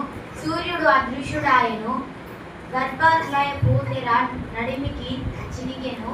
అప్పుడు యేసు గొప్ప శబ్దముతో కేక వేసి, తండ్రి, నీ చేతికి నా ఆత్మను అప్పగించుకొనుచున్నాను అనెను. ఆయన ఇలాగు చెప్పి ప్రాణము విడిచెను. శతాధిపతి జరిగినది చూచి, ఈ మనుషుడు నిజముగా నీతిమంతుడై యుండునని చెప్పి దేవుడు మహిమపరిచెను. చూచుటకై కూడి వచ్చిన ప్రజలందరూ జరిగిన కార్యములు చూచి రొమ్ము కొట్టుకొనుచు తిరిగి వెళ్ళిరి. ఆయనకు నేలపైన వారందరూ గలిలయ నుండి ఆయనను వెంబడించిన స్త్రీలను దూరంగా నిలుచుండి వీటిని చూచుచుండిరి. దేవుడిచ్చిన లేఖన భాగాన్ని దీవించి ఆస్వాదించును గాక. దేవునికి స్తోత్రం కలుగుగాక. సమయించినటువంటి దాసులకు వచ్చిన మీ అందరికీ నా హృదయపూర్వక వందనాలు. అందరికీ ఒక అడుగు దూరంలో చివరిగా ఉండాలనుకుంటా నిద్రపోవడానికి. హల్లెలూయా, హల్లెలూయా. దేవునికి స్తోత్రం. తిని వచ్చిన వాళ్ళు అందరూ హల్లెలూయా చెప్పండి ఒకసారి. హల్లెలూయా. నిద్ర వాళ్ళు అందరూ హల్లెలూయా చెప్పండి. హల్లెలూయా. ఎవరు నిద్రపోరు కదా. దేవునికి స్తోత్రం. ప్రార్థన చేసుకొని వాక్యానికి వెళ్దాం. స్తోత్రం. పరిశుద్ధాత్మ దైవమానికి వందనాలు చేసుకుంటున్నాను ప్రభు. దౌర్భాగ్యుడను ప్రభు, నిష్ప్రయోజనమైన చుట్టువాడంతండి. ఏ యోగ్యత అర్హత లేనటువంటి మా బ్రతుకుల జీవితంలో ప్రభా నీ సన్నిధిలో నుంచి భాగ్యం ఇచ్చినందుకు నీకు వందనాలు ప్రభు. నీ సన్నిధిలో ఒక దినము గడుపుతావు 1000 దినముల కంటే శ్రేష్టం అన్నావు. ఆ 1000 దినాల శ్రేష్టతను మాకు ఇస్తున్న విధానం బట్టి నీకు వందనాలు. నేను కాదు, నా జ్ఞానం కాదు కానీ ప్రభు నీ జీవవాక్కు చేత ప్రభు నాతో మాతో ప్రతి ఒక్కరితో మాట్లాడాలి తండ్రి. జీవం గల యేసయ్యానికి వందనాలు. ప్రతి ఒక్కరి మనస్సు నా తండ్రి వాక్యమందు శ్రద్ధగా వినేటువంటి హృదయాన్ని దయచేయండి. అపవాదిగాడు కలిగజేసే వాని కుయుక్తులు వాని తంత్రములన్నీ యేసు నామములో లయమైపోవుగా అని ప్రార్థన చేస్తున్నాను. దైవమా సహాయం చేయను ప్రభా. ఇక్కడ కూడిన ప్రతి ఒక్క బిడ్డతో నాతో మాతో ప్రతి ఒక్కరితో మీరు మాట్లాడి ఆదరించండి, బలపరచండి, దీవించి మీరు ఆశ్రయించండి. ఎవరు కాలు హృదయంతో వెళ్లకుండా ప్రతి ఒక్కరు నీవు మాకున్నావన్నట్టు ధైర్యం కలిగిన తండ్రి అయ్యా తిరిగి తమ స్వగ్రములను కొనడానికి కృప చూపవలసిన కోసం యేసు నామములో అడిగి పెట్టుకుంటున్నాం తండ్రి. హల్లెలూయా, హల్లెలూయా. లేఖన భాగం మనం ఒకసారి చదివినట్లయితే అప్పుడు 46వ వచనం ఒకసారి. అప్పుడు యేసు గొప్ప శబ్దంతో కేక వేసి తండ్రి, నీ చేతికి నా ఆత్మను అప్పగించుకొంచున్నాను. ఆయన ఇలాగు చెప్పి ప్రాణం విడిచెను. చాలు. హల్లెలూయా, హల్లెలూయా, హల్లెలూయా. ఇక్కడ ఎవరు అంటున్నారు ఈ మాట? ప్రభు అయినటువంటి యేసుక్రీస్తు ఏమంటున్నాడంటే, తండ్రి నాకు ఆత్మను నీ చేతికి అప్పగించుకుంటున్నాను. అదేవిధంగా రోమీయులకు రాసిన పత్రిక 8వ అధ్యాయం 31-32 వచనాలు చదవండి ఒకసారి. ఇట్లుండగా ఏమందుము, దేవుడు మన పక్షముగా ఉండగా మనకు విరోధి ఎవడు?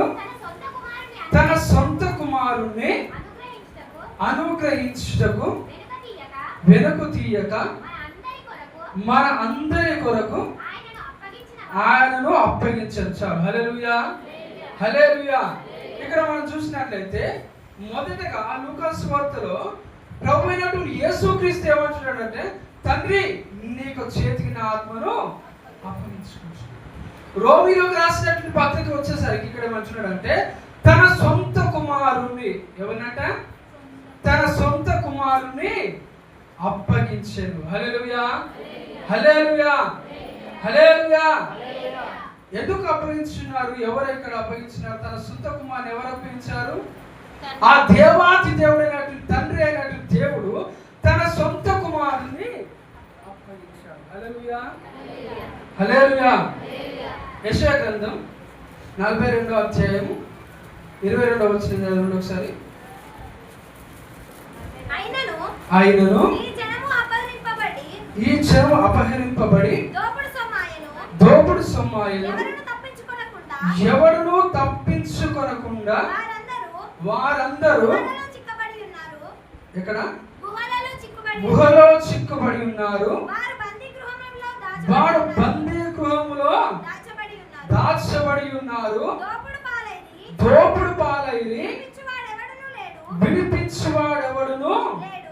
లేడు. చాలు. హల్లెలూయా, హల్లెలూయా. ఇక్కడ మనం జాగ్రత్తగా గమనించినట్లయితే యెషయా గ్రంథానికి వచ్చేసరికి, హల్లెలూయా, హల్లెలూయా, యెషయా గ్రంథానికి వచ్చేసరికి ఇక్కడ బంధించబడినటువంటి వారిని మనం చూస్తున్నాం, బందీ గృహంలో ఉన్నటువంటి వారిని మనం చూస్తున్నాం, చీకటి గృహంలో ఉన్నటువంటి వారిని చూస్తున్నాం. అనగా ఈ లోకం అనేటువంటి పాపపు చీకటిలో బంధించబడినటువంటి వారు ఉన్నారు. బందీ గృహంలో బంధించబడినటువంటి వారు అనేక జనం ఇక్కడ బంధించబడి ఉన్నారు. హల్లెలూయా, హల్లెలూయా. మరి వీరిని ఎవరు విడిపించాలి? ఎవరు విడిపించాలి? లేవీయులకు రాసినటువంటి లేవి కాండం 25వ అధ్యాయం 48-49 వచ్చిన చదవండి ఒకసారి. 48. తను అమ్ముకొనిన తర్వాత వానికి విడుదల కావచ్చును, వాని సహోదరులలో ఒకడును వానిని విడిపింపవచ్చును, వాని పినతండ్రియే గాని పినతండ్రి కుమారుడే గాని వాని వంశంలో రక్త సంబంధియే గాని వానిని విడిపింపవచ్చును. చాలు. హల్లెలూయా, హల్లెలూయా. ఈ చీకటి గృహంలో, ఈ బందీ గృహంలో ఉన్నటువంటి వారిని ఎవరు విడిపించాలంటే మరి ఇక్కడ వారి యొక్క పినతండ్రి గాని వారి యొక్క సహోదరుడు గాని వారికి సంబంధించినటువంటి రక్త సంబంధి ఎవరైనా గాని విడిపించవచ్చు. హల్లెలూయా, హల్లెలూయా. అర్థమవుతుందా? అర్థమవుతుందా? ఎవరు విడిపించవచ్చు ఇక్కడ? వారికి సంబంధించినటువంటి రక్త సంబంధి విడిపించవచ్చు. మరి రక్త సంబంధంలో ఉన్నటువంటి వారందరూ కూడా మరి నీతిమంతులా? మరి బందీగృహంలో వారు ఉన్నారా? మరి బయట ఉన్నారా? మరి హల్లెలూయా, వారు ఎక్కడ ఉన్నారు? మరి ఈ లోకంలో ఉన్న ప్రతి ఒక్కరు కూడా ప్రభువైనటువంటి యేసుక్రీస్తు ఈ భూలోకానికి రావడానికంటే ముందు ప్రతి ఒక్కరు కూడా చీకటి గృహంలో పాపము చేత బంధించబడినటువంటి వారు ఉన్నారు. బందీ గృహంలో వారు గుహలో నుండి బయటికి విడుదల కాకుండా వారు ఉన్నారు. ఒక రేఖను మనకు దాదాపుగా మనందరూ తెలిసింది, ఏ మనుషుడును నీతిమంతుడు లేడు, ఒక్కడును కూడా లేడు. ఇప్పుడు చెప్పండి, ఈ వాక్య ప్రకారంగా తన సహోదరులో కానీ తన రక్త సంబంధంలో కానీ ఎవరైనా ఈ యొక్క వ్యక్తిని విడిపించగలరా? లేదు. హల్లెలూయా, హల్లెలూయా, హల్లెలూయా. ఎవరు కూడా ఇక్కడ బంధించబడినటువంటి వారిని విడిపించారు. మరి ఎవరు విడిపించాలంటే ఎవరైతే నిష్కలంకంగా నిర్దోషంగా ఒక నీతిమంతుడైంది పాపమైనటువంటి వ్యక్తి ఎవరైతే ఉన్నారో ఆ వ్యక్తి ఆ రక్త సంబంధిగా వారిని విడిపించవచ్చు. హల్లెలూయా. యోహాను సువార్త 1వ అధ్యాయము 12వ వచనం చదవండి ఒకసారి.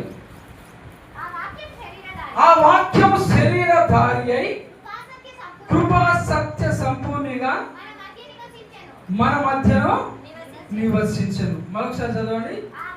ఆ వాక్యము శరీరధారి అయి కృపా సత్య సంపూర్ణిగా మన మధ్యన నివసించెను. ఎవరంటే ఇక్కడ ఆ వాక్యం అంటే ప్రభు అయినటువంటి యేసుక్రీస్తు ఆయన ఏం చేశారంటే ఒక శరీరధారిగా మన మధ్యన నివసించాడు.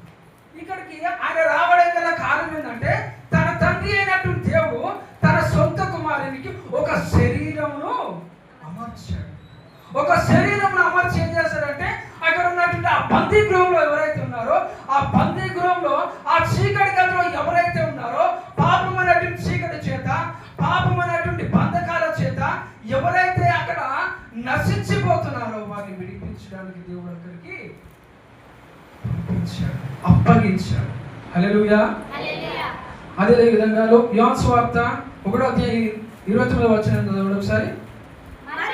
మరునాడు యోహాను యేసు తన యొద్దకు రాగా చూచి, ఇదిగో లోక పాపమును మోసుకొని పోవు దేవుని గొర్రె పిల్ల.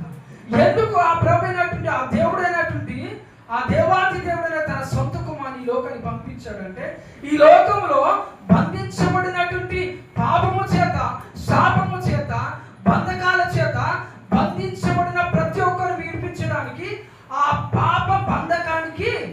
అయిన యేసుక్రీస్తును అప్పగించాడు. హల్లెలూయా, హల్లెలూయా. ఆ తండ్రి అయిన దేవుడు ఎందుకు అప్పగించాడు అంటే ఈ లోకంలో ఉన్నటువంటి బందీగృహంలో ఎంతమంది అయితే ఈ లోకంలో ఉంటున్నారో ఆ పాపం అనేటువంటి కాడి చేత, శాపం అనేటువంటి కాడి చేత ఎంతమంది అయితే ఇక్కడ బంధించబడి ఉన్నారో వారందరినీ విడిపించడానికి తన సొంత కుమారుణ్ణి అప్పగించాడు. ఒకసారి చదవండి 8 రోమీయులకు రాసిన పత్రిక 8వ అధ్యాయం 32వ వచనం చదవండి. తన సొంత కుమారుణ్ణి అనుగ్రహించుటకు వెనుక తీయక మన అందరి కొరకు ఆయనను అప్పగించాడు. హల్లెలూయా. ఒకసారి మీ తల్లులైన వారు ఒకసారి చెప్పండి, ఎవరైనా ప్రమాదం ఉంటే ఇంకొకరు కూడా పోతే ప్రమాదం అవుతున్నప్పుడు మీ కొడుకులను పంపిస్తారా? పంపిస్తారా? నిజం చెప్పండి, పంపిస్తారా? కానీ ఆ తండ్రి అయినటువంటి దేవుడు ఆయన పంపించాడు. ఎందుకంటే ఈ లోకంలో తాను పెట్టినటువంటి ఆ జీవాత్మ ఈ లోకంలో నశించిపోవడం ఆయనకి ఇష్టం లేదు కనుక. హల్లెలూయా. లూకాసు వార్త 19వ తీరగల నేను చెప్తా వినండి. నశించిన దానిని వెతికి రక్షించినప్పుడు మనుష్య కుమారుడు లోకంలోకి వచ్చాడు. ఎందుకు వచ్చాడంటే మనుష్య కుమారుడు నశించిన దానిని వెతికి రక్షించడానికి. మనం ఎక్కడెక్కడ ఉండవచ్చు, బందీగృహంలో ఎక్కడెక్కడ ఉండవచ్చు, ఏ బందీగృహంలో ఉండవచ్చు? కొందరు పాపం అనే బందీగృహంలో ఉంటారు, కొందరు బాధలు అనేటువంటి బందీగృహంలో ఉంటారు, కొందరు శ్రమలు అనేటువంటి బందీగృహంలో ఉంటారు, కొందరు అప్పుడైనటువంటి బందీగృహంలో ఉంటారు, కొందరు శోధనటువంటి బందీగృహంలో. ఇటువంటి అనేకమైనటువంటి బందీగృహాల చేత, అనేకమైనటువంటి చీకటి కట్ల చేత, అనేకమైనటువంటి పాప బంధకముల చేత బంధించబడినటువంటి మన కొరకు తన సొంత కుమారుని అర్పించాడు. రాశ్వరిని కొడుకుని ఇస్తావా? ఇస్తావా? ఇంకెవరైనా మీ తల్లి అయిన ఇస్తారా? లేదు, ఎవరు కానీ ఆ ప్రభు అయినటువంటి ఆ దేవుడైన తండ్రి అయిన దేవుడు ఏం చేస్తాడంటే ఆయనను తన సొంత కుమారుని అర్పించడానికి తనకు తెలుసు. ఆ తండ్రి అయిన దేవుడికి తెలుసు ఏమని, నా కుమారుని ఈ లోకానికి పంపిస్తే, నా కుమారుని ఈ యొక్క భూలోకాన్ని పంపిస్తే ఏమని జరుగుతుందో తెలుసు, లోక పాపమును మోసుకొని పోవు గొర్రెపిల్ల. ఆ గొర్రెపిల్ల ఏం చేయాలంటే ఆ గొర్రెపిల్ల బలించబడాలి, ఆ గొర్రెపిల్ల శ్రమ పెట్టబడాలి, ఆ గొర్రెపిల్ల సిలువకెక్కాలి, ఆ గొర్రెపిల్ల బల్లెపు పోట్లు పొడవబడాలి, ఆ గొర్రెపిల్ల కొరడా చేత కొట్టబడాలి. ఇవన్నీ ఆ దేవాతి దేవుడైన తండ్రి దేవునికి తెలుసు. అవన్నీ తెలిసి ఉన్నా కూడా ఈ లోకంలో ఉన్నటువంటి తన పోలిక చొప్పున మా ఆదికాండం ఏమంటుంది 21:26 వచనంలో చదవనండి నేను చెప్తాను. హల్లెలూయా, హల్లెలూయా. తన పోలికల చొప్పున మన స్వరూపమందు మనం నరులను తన పోలిక చెప్పినటువంటి చేసినటువంటి ఆ మానవుడు నశించిపోకూడదని, ఆ మానవుడు కృషించిపోకూడదని, ఆ మానవుడు తనలో ఉన్నటువంటి ఆ జీవాత్మ క్షీణించిపోకూడదని ఈ లోకంలో ఆ దేవుడు పెంచినటువంటి ఆ దీపమైనటువంటి ఆత్మ ఈ లోకంలో విడిచిపెట్టకూడదు. పాప బంధకముల చేత, అప్పుల బాధ చేత కానీ, శ్రమల చేత కానీ, అపవాది యొక్క కట్ల చేత కానీ ఇక్కడ నశించిపోకూడదనే ఉద్దేశం చేత తండ్రి అయినటువంటి దేవుడు ఈ లోకానికి తన కుమారుని అప్పగించాడు. హల్లెలూయా, హల్లెలూయా, హల్లెలూయా. యోహాను సువార్త 10వ అధ్యాయము 10-11 చదవండి ఒకసారి. చివరికి వస్తుంది. దొంగతనమును హత్యను నాశనము చేయుటకు వచ్చును గాని మరి దేనికి రాడు. గొర్రెలకు జీవం కలుగుటను, అది సమృద్ధిగా కలుగుటకును నేను వచ్చినని మీతో నిశ్చయముగా చెప్పుచున్నాను. నేను గొర్రెలకు మంచి కాపరిని, మంచి కాపరి గొర్రెల కొరకు తన ప్రాణమును పెట్టును.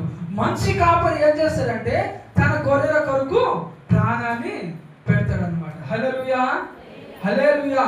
అయితే ఆ తండ్రి అయినటువంటి దేవుడు ఏం చేస్తాడంటే ఈ మనుషులందరి కొరకు తన సొంత కుమారుని క్రయధనముగా తన ప్రాణాన్ని అర్పించడానికి భూలోకానికి అప్పగించాడు అన్నమాట. హల్లెలూయా. 18వ వచనం చదవండి ఒకసారి.